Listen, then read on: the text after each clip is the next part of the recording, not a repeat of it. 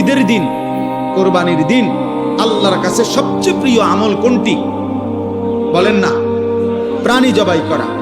দ্বিতীয় হলো এই প্রাণীটা কিয়ামতের দিন পুরাটা নেকি হিসাবে আসবে।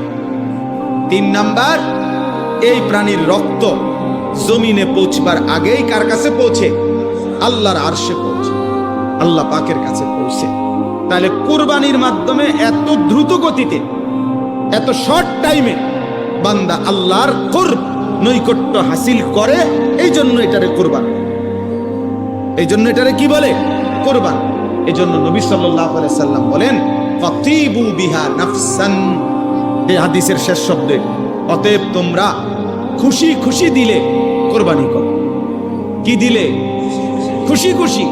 আরো 5,000 টাকা বাড়ায় নাও, আরো 10,000 টাকা বাড়ায় নাও, হ্যাঁ আরো 2,000 টাকা বেশি দাও।